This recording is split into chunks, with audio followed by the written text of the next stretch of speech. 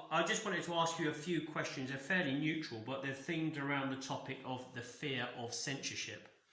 The first question I want to ask you was, and I'm just reading from the paper here, how do you have and maintain a voice on social media, especially when it is against the narrative of the network? Only a few channels seem to be able to survive and many are suspended. Well, you have to be shameless. You have to know your opinion and make sure it's right for a start, and that you can defend it and not care. Because if you're playing the game with a boss who is part of a company like Channel 4 or the BBC, they will sack you if your opinion doesn't align with the lefty snowflake, Guardian reading, champagne sipping, oyster eating types who run the media. So my way of getting away with it, which is what they always say, he gets away with it. Well, I'm not getting away with anything. I don't break any rule ever. I have never done any hate crime. I simply have an opinion, which is my right under Human Rights Section 10. The difference is my boss doesn't care about my opinion. They are a free speech broadcaster. Google, YouTube allow you to have free speech within the law. Now, that doesn't mean there aren't laws that are protecting those I'm talking about, so I have to be very careful, of course, when it's down to libel or defamation. Well, I've never crossed that line ever. So you can have an opinion. It's only the bosses that are sacking people. So it's only the lefties, the snowflake, the woke brigades who are getting rid of people. It isn't the fact that you're not allowed to do it, it's that they don't want you to do it. Yeah, I get that. I mean, obviously for yourself, do you keep yourself updated on the guidelines, as for example, say YouTube that have their guidelines?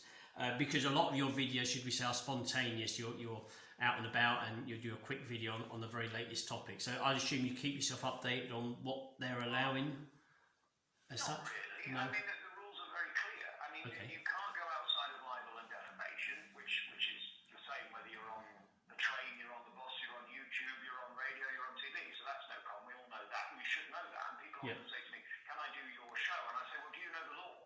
And they say, well, what do you mean, do I know the law? You're just on YouTube talking. Well, no. It's not as simple as that.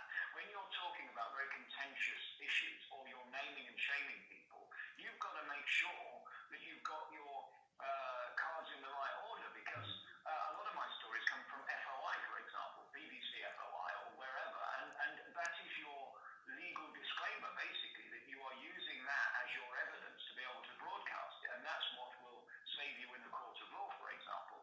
And in terms of YouTube, they don't really move the goalposts very often. There's a couple of things they don't like. They don't like you talking about anything anti-vax, as is the case with all media, so we don't do that.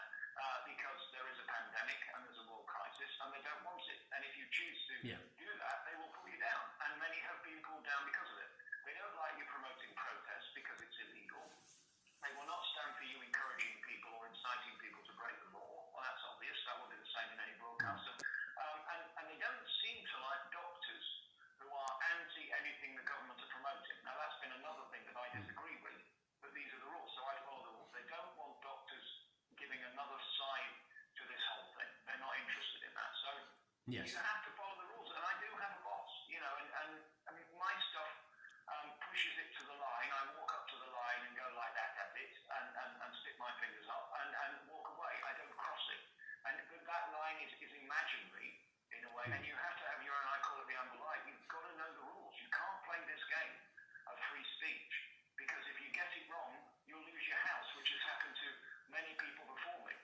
Yes, no, that's a good point. I suppose it's a case of respecting the requirements of these channels, and most times you are allowed a freedom of speech and opinion, as long as you abide by it. On that. Yeah, on that, Chris. Yeah. Just on the free speech stuff, it is very, very clear what the law says. It's very clear what human rights says in Section 10, that we are allowed an opinion. I know it's not very acceptable these days to have an opinion that doesn't agree with Nagaman Shetty or any of the other lefties at the BBC or Gary Lineker, but it doesn't mean that it's illegal or you're not allowed. You can have an opinion. As long as it's not a hate crime, having an opinion, and that's what they do. They try and blur lines and they say, if you talk about anything to do with Black Lives Matter, you're a racist. That is not the case. We did a story yesterday that only 16% of black Brits believe in ripping down statues. Yes, I watched it. Well, that means 84% of black Brits don't believe it. Well, that's a legitimate story. That's not racist to talk about that. And what's happened to Anne Middleton is a good example of where it's only because Channel 4 are government-owned and lefty and have their agenda, this woke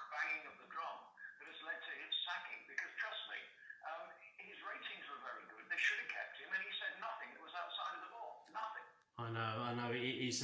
It's a strange time we're in. But another question I was going to ask you as well is, how do you deal with the trolls and the cancel culture? I mean, obviously you are just like everybody else. You're a human being, and spite and hatred surely must affect you. Or do you have to have the resolve and the thick skin as a journalist?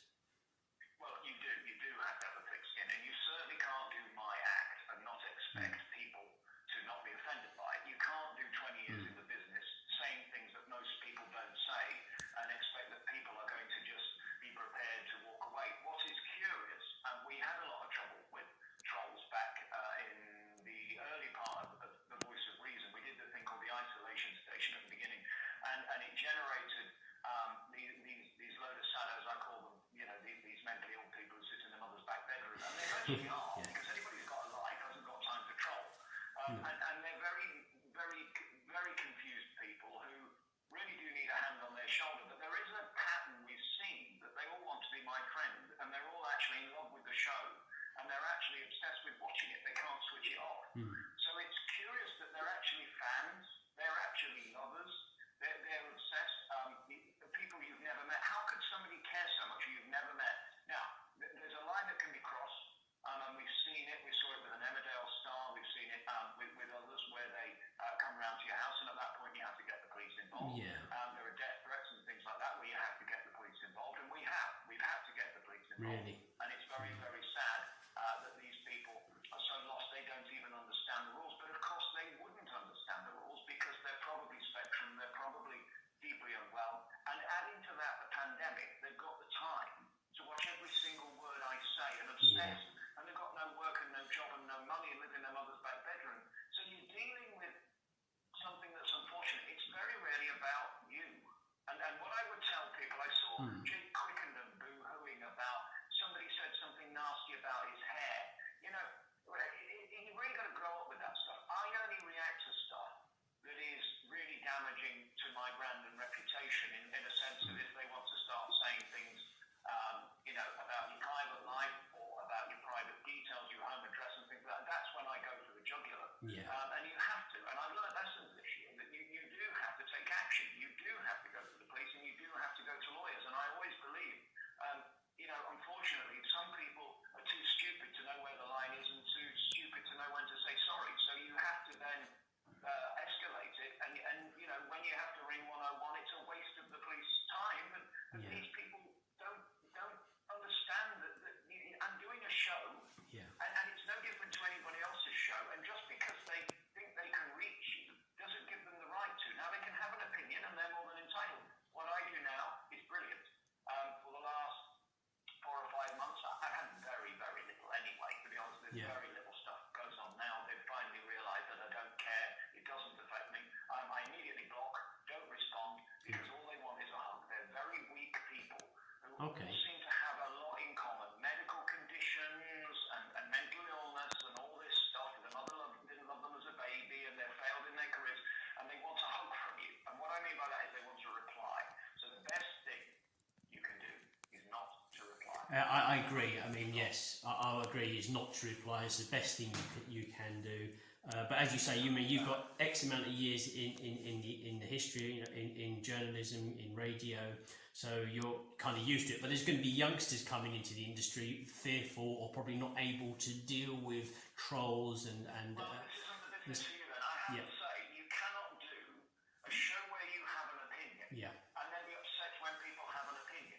Now, that's a fair point. Yeah. Gone another way. I'll let you into a little secret. One of the most depressing things about the huge success of the Voice of Reason, which has grown by 210,000 subscribers, we're hitting 1 million a day. We're bigger than Newsnight and Channel 4 News and even Question Time, if you believe what they wrote in the Sun with 600,000.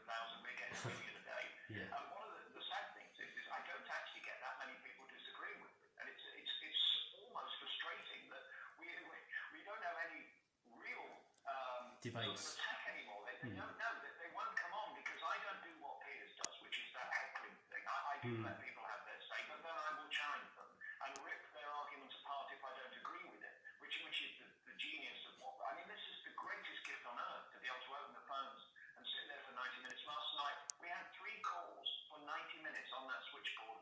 You couldn't get through. It's not just me PRing this. I have no reason No, I've seen the growth of it. I mean, I've subscribed to it for a long time. I've seen the growth. I've seen your numbers go up. 170 million views on your videos. You're approaching, and this is actually. Let me just put this question to you. It kind of follows on. A little bit of a long one, but here goes. It's an incredible fact. Yes, yes. This is really important. Sure. This has been a lifetime being built, right? I started doing these phone-ins when I was 18, and I had wonderful role models, all of which are out of work now. Some incredible people, Scotty McClue, and even I work with people like Adrian Allen, and I learned from the very, very best, Chris Ashley, Gordon Ashley, John Taken, some amazing phoning guys who are not on the air anymore doing what they did, and it's very sad. You can't come into this and play the victim. I want to say to anybody who's in the public domain like me, who's a gobshite, you cannot do this act, you cannot do this show, and then get upset when people come and attack you and say you're wrong. There is a difference between trolling and having an opinion, and you can tell me I'm wrong all day, I'll never block you. It's not that. It's when it crosses the line, and it's not about my opinion. And what you see with trolls is it's not about what you're saying. They're angry at themselves, and what I do, I trigger people. My show is one of psychology, where I trigger with words and phrases and ways of making people put a mirror to themselves. And unfortunately, these people are so triggered by it, they can't help but react. So the only thing you can do with them is block them. Anybody who challenges me on the air or on Twitter or Facebook, I don't really reply to anybody. I certainly don't read the comments on the live show, although I'm grateful for those people being there. I'm told there are thousands and thousands through the show. And equally on YouTube, thousands of comments. It's incredible. I don't read them because I go like this. I have my opinion and I stick to it, and I don't look in the rearview mirror. I don't look in the side. I don't look to the left, to the right, because you have to stay focused. And what I'm noticing is this trend with celebrities that want to be a gobshite, and then when somebody argues, they make the fatal error of apologising. Never, ever apologise for anything, because you shouldn't have said it. If you're apologising, it means you're a twat and you don't know your own opinion and you made a mistake. Never apologise, and if you do, it's not for you. This job isn't for you. It's not a job for mistake. But when people come at you, you have to accept that you have an opinion and they've got theirs, and that's... Well, that's the beauty of it. That is a fantastic thing. And if somebody can have the opposing opinion to you and give you a call, and you can have a hearty debate, maybe not agree, but have a fantastic debate, that's wonderful. You know, I miss that. I miss that. Yeah, and that's what radio used to be. That's what TV used to be. But what they do now is put people who are all the same voices, the same... And the left is so far left, and this is what I'm railing against, really, and what fighting against it is the fact that I think the far left are more dangerous now than the right. I know where the far right are, and we know what to do with them. Yes. We're certainly not far right on my channel. My stuff is right of centre, I suppose. So, I come back to common sense. When I see silly bollocksy stories, I'm calling out the insanity of it. Mine is really a station of hypocrisy. But again, if you want to challenge someone, Carol Vorderman got upset with me because she put a picture of her tits up on Twitter, and I said lovely tits, and she called me a misogynist. Well, I know. Don't put them there then. Well, and may I give advice to celebrities? Yeah. Right? Don't engage with them. Don't come back. If you fucked up, let it go, because my reply is going to damage you far more than what I just said. Because once you come at me and misspell misogynist, and you were on Countdown for 20 years, you're going to look like a right tit.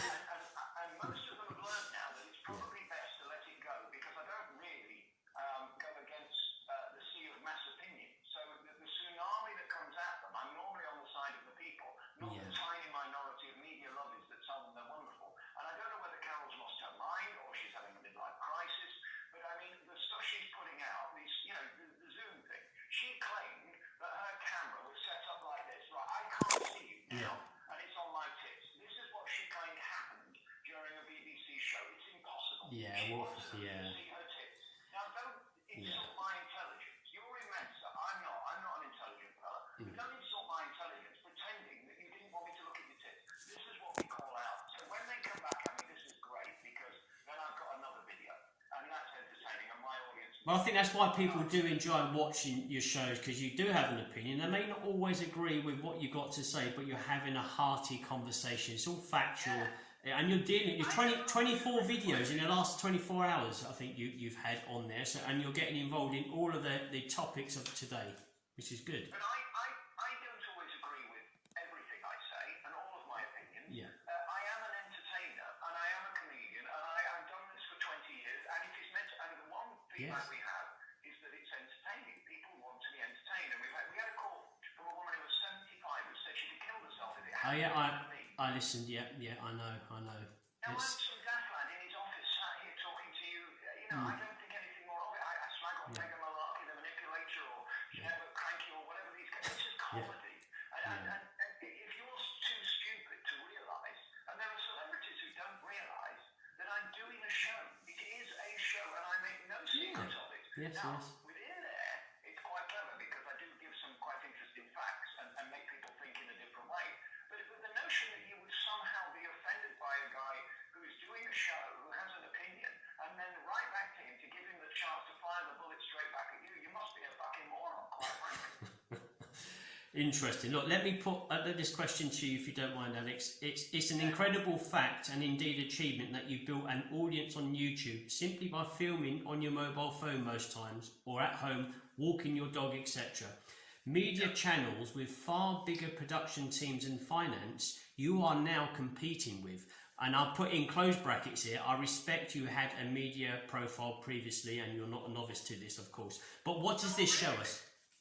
What does this show us?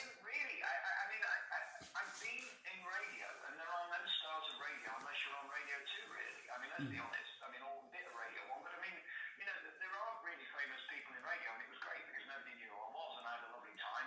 But no, I mean, I really had no profile. Stuff went viral, which made me successful, but you know, I'm not competing with Talk Radio and LBC on YouTube. I'm beating them hands down. Yes. And what's amazing is the less I try, the more people like me. So I'm talking to you now on an iPhone thing. Exactly. People think it's fabulous, right? I know there are guys sat there now going to watch this who are trying to compete with me, who get 200 hits per video. They spend 4 hours sat in front of their camera that costs £10,000. Yeah. The key to what I've always done, that they don't understand and they can't bear, is that I always think of the punters, and the punters don't care whether you've got big, flashy cameras and equipment. They just want to know what you've got to say. And if anybody takes anything from the success of The Voice of Reason, and we could be cancelled tomorrow, YouTube can switch me off in a heartbeat. That's what they've all wanted. We've had saboteurs left, right and centre trying to close this thing down, and they failed so far every step of the way for one good reason, that YouTube aren't concerned.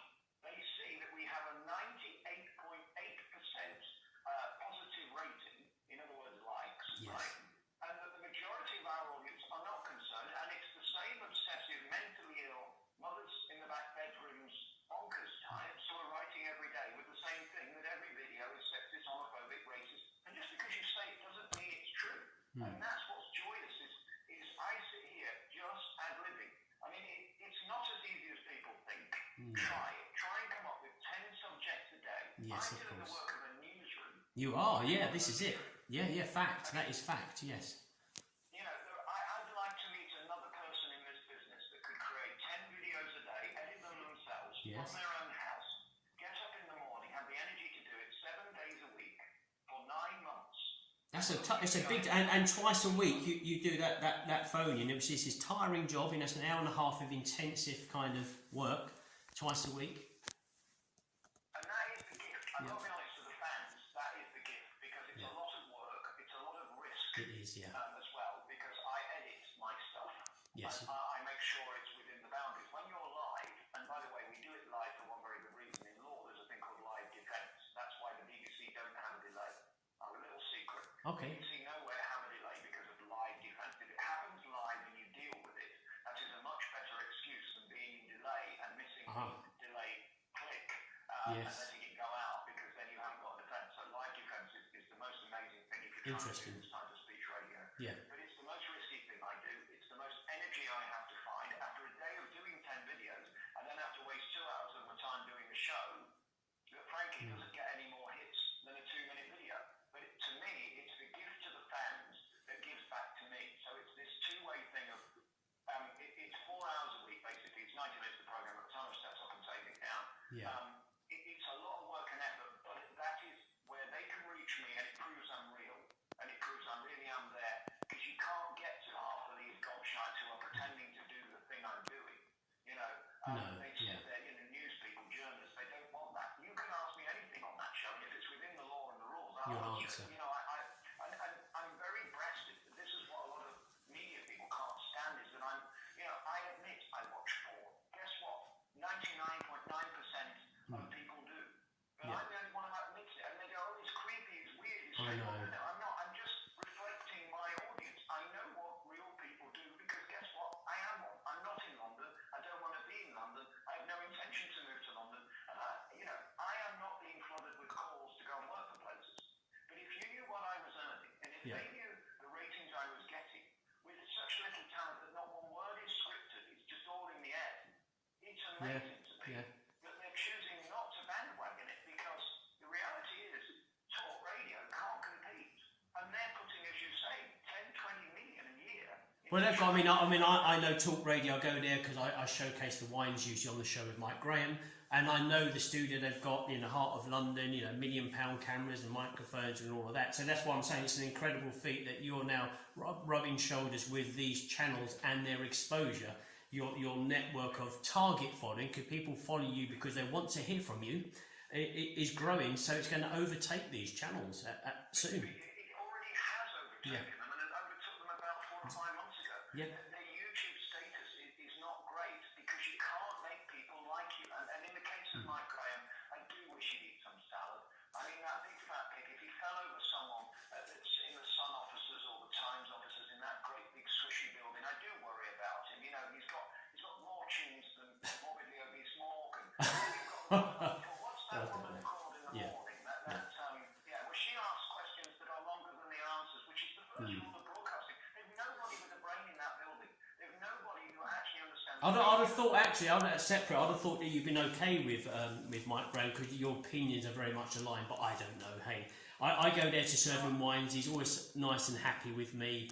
I'm sure That's the main thing. Very nice with Mother, but you have to be very wary of the morbidly obese. And if he were to fall on you in the middle of the interview, Chris, you would be in big trouble. We'd have to have stretchers. We'd have to have air ambulances. It would be a front page. Well, I suppose that is why Big Daddy and Giant Haystacks was so popular in their day, I suppose. Very careful with it. It's a health and safety nightmare, that fella. Don't you worry. Okay, one last thing. I think your channel personally is, it may be centre right, but it's open for everybody. So no matter what your viewpoint on anything, you're giving people the opportunity to come to you or on your chat show, whatever it may be, and present an opinion and have a hearty discussion to come to a conclusion, or if you agree or you don't agree. So why should people listen to the voice of reason?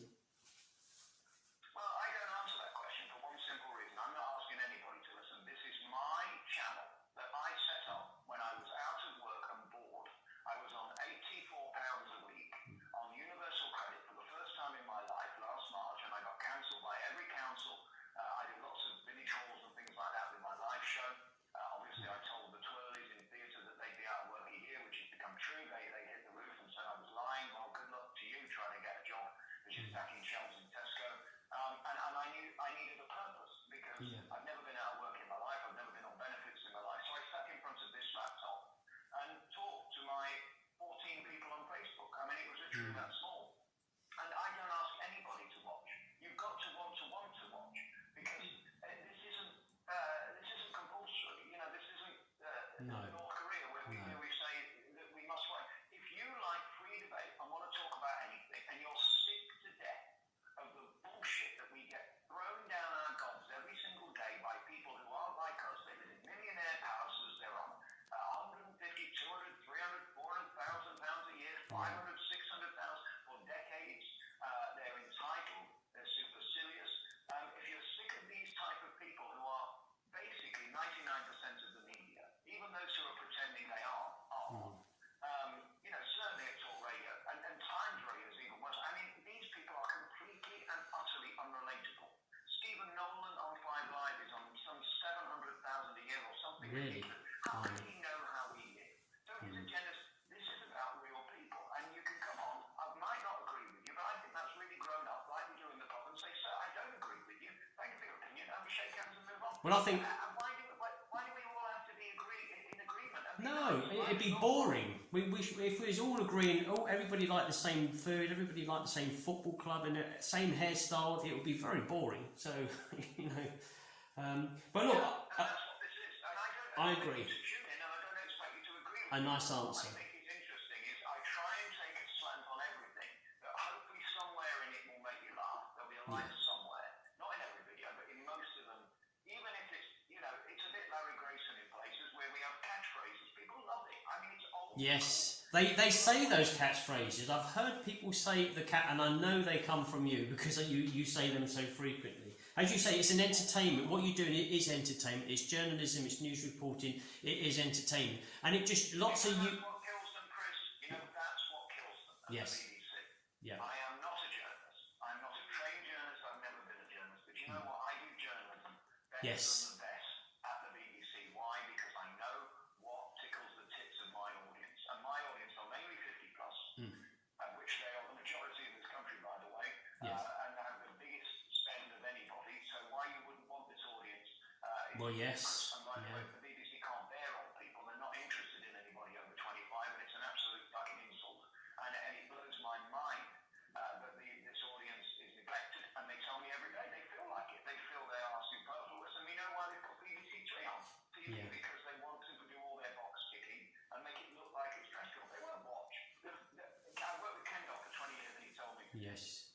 The audience will never, ever, ever be convinced of anything you believe. They have to believe it. You can't make them like you. You can't make them watch you. You can't make them agree with you. They will do what they want. And that's the theory of this whole tiny little voice of reading that's a laptop and an iPhone. And it just makes a mockery of these 22,000 people at the BBC who have cameramen and soundmen and producers and directors and editors and stuff. We have an iPhone and I do it myself. And I think that is very inspiring for other people. I mean, I think globally, world press, news media channels are getting quite negative, fake news, etc., trends. Their numbers are going down, you know, and that's for a reason. It's not because people are nasty, it's because they're tuning in to other channels. It literally presents with them better news, better journalism that they want to hear. So it is an entertainment channel. People are sick of it. They're sick of the nonsense, they're sick of the lies, they're sick of the agenda. Yeah. So it's a very exciting time, and there's room for us all. My only thing is, if you want to do this, my style, get your legals sorted before you do it, because you fall into some That's good. very quickly. That is very good. Very good advice, especially also that you shouldn't get into it if you're not adequately thick-skinned, and you need to accept everybody's opinion. I mean, that's the beauty of it. We all have an opinion. We all should be able to voice that opinion and have a hearty debate. If only we can get to that point soon. But look, I don't think we will. I don't know. It's for me, because it means I'll continue growing, because I'm the only one doing it right now. I don't hear anybody doing a similar thing. No, not as big. Two-seat is very good, but he's not funny. And for me, it's too long and he's too clever. And then there's Anna Breeze, who's wonderful. But there's really very, very few of us, actually. Andre Walker's doing it, he's very good. But there's very few of us actually doing it, which is extraordinary. I think that I follow a few of the names that you mentioned. I know them, whatever. But well, not personally, but I watch. But I think yours has grown organically. That there is a trend to it, and people are very happy to share with a friend. Hey, have you watched this guy? Check this guy, watch him. And that's where you're at currently, and it's shown by the numbers are going up, and that's not going to stop anytime soon. It's the biggest thrill of my life. Well done. The greatest time of my career, and it's only because of the punters. You can't make them like you, and there's a bit of luck involved, but there's also 20 years of learning of craft. Yeah. And I wish people would be more crafted. I wish people would understand the game we're all doing. You can't just put any fucking idiot behind a microphone and expect them to be interested. And we're doing it now on the TV with all this box ticking all the time, and we're sick of it. The audience aren't falling for it. Gemma Collins for an hour on Piers Morgan is not a catch. It is not interesting, and he knows it. He knows damn well it's not. And we've had enough. And I think my timing is very, very fortuitous, because people are seeing the wood for the trees, and I bring it to them every day. And that's what I love, and it's a great privilege and honour. Every day I take it very seriously. It's a lot of hard work, and again, if you want to do it, you know, good luck to you, because it's relentless. You're never done. That's the problem. Well, I think it's a good. I think anybody, if they agree with your opinion or not, if they want to get into using YouTube to voice their opinion, you're a good person to learn from. But look, thanks very much for these questions. I'll get them down. It's going to be positive, whatever I put. I think you know that anyway. All of the answers are fantastic, and carry on doing what you're doing. We watch from home, so there you go. You're very kind, Chris. I don't do interviews ever, but I appreciate you No, thank you, sir, because you're busy. So cheers. Take care. Have a nice evening. Bye bye.